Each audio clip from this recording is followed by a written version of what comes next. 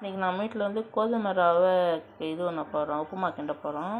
உடம்புக்கு அவ்வளோ நல்லது. பாருங்கள், கோதுமை ரவை ஒரு கிண்ணம் எடுத்து வச்சுருக்கேன்.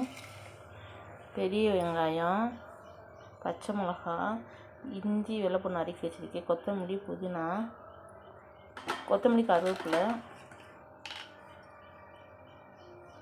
ஒரு ஸ்பூன் கடலைப்பருப்பு. அடுப்பு ஆன் பண்ணிக்கலாம்.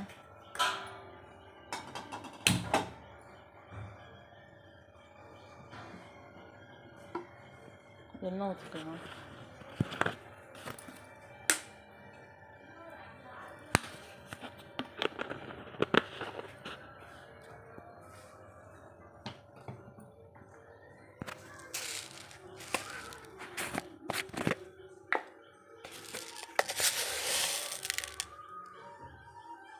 கடுகு ஒரு ஸ்பூன் போட்டுக்கலாம்.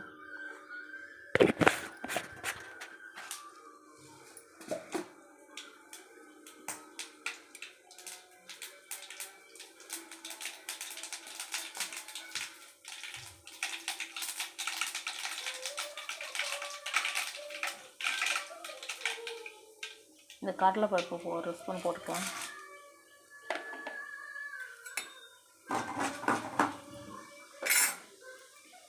இந்த வெங்காயம், கருவேப்பிலை எல்லாத்தையும் போட்டுக்கலாம்.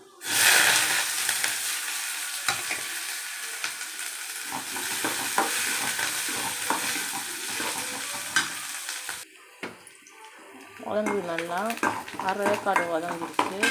இப்போ இந்த ரவை இதில் போடணும், இது வதங்கணும்.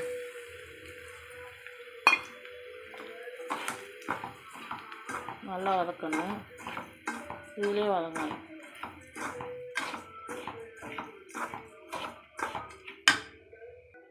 நல்லா வதந்து வந்துருச்சு. இது லைட்டாக வறுத்தாச்சு. ரவையும் இதில் ஒரு கப்பு இது ஊற்றணும், போட்ட ரவை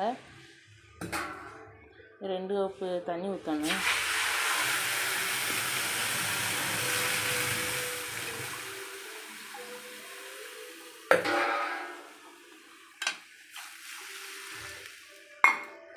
நல்லா கிண்டன அடி பிடிக்காமல் கிண்டிக்கிட்டே இருக்காங்க. கொதி வருது வர்றாங்க. கோதுமை ரவை, துண்டு உப்பு கொஞ்சமாக தான் போடணும். வெந்துக்கிட்டு இருக்கு. இது நல்லா கொஞ்சோன்னு போட்டாலே நிறையா வந்துடும் இந்த ரவை.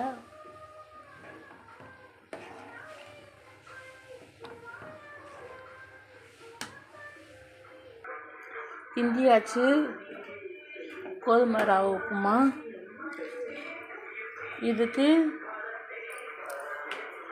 சீனி இல்லாட்டா தேங்காய் சட்னி சாப்பிட அவ்வளோ டேஸ்ட்டாக இருக்குது. உடம்புக்கு அவ்வளோ நல்லது.